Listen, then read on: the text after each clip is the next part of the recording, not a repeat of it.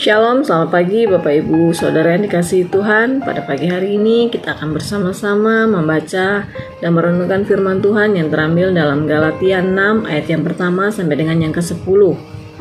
Namun pada saat ini saya akan hanya membaca pada ayat yang ke-9 saja, yang berbunyi, "Janganlah kita jemu-jemu berbuat baik, karena apabila datang waktunya kita akan menuai, kita tidak akan menjadi lemah." Berbicara tentang kasih adalah hal yang mudah dalam kehidupan orang Kristen, karena kekristenan itu identik dengan kasih. Tetapi mengasihi seperti cara Tuhan mengasihi kita merupakan hal yang tidak mudah.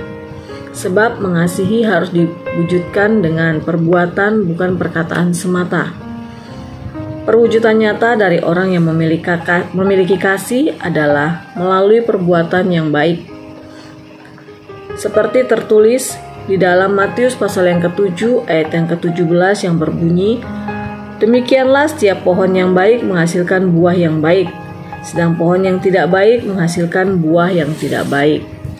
Karena kita telah diselamatkan dan mengalami kasih dari Tuhan, maka kita wajib berbuat baik. Perbuatan baik bukanlah syarat untuk mendapatkan keselamatan, tetapi perbuatan baik adalah buah dari keselamatan. Hakikat berbuat baik bukan semata-mata pada perbuatan baik itu sendiri, tetapi kepada sikap hati di balik perbuatan baik yang dilakukan.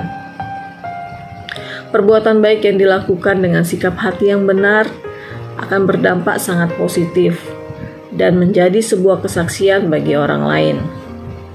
Banyak orang di dunia tidak paham dengan kekristenan, bukan karena ajaran dan doktrinnya, tetapi pada sikap atau perilaku hidup dari orang Kristen itu sendiri yang menjadi batu sandungan, yaitu egois dan tidak punya kepedulian. Berapa lama kita harus menunjukkan perbuatan baik?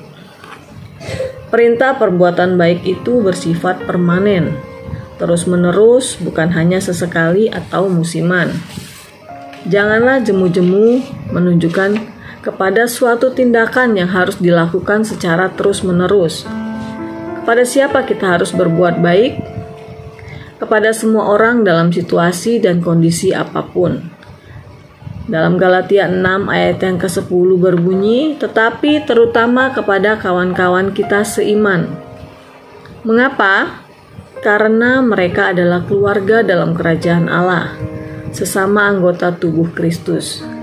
Jangan tunda-tunda waktu dan menjadi kendor dalam berbuat baik. Sebab pada waktunya kita akan menuai apa yang kita tabur.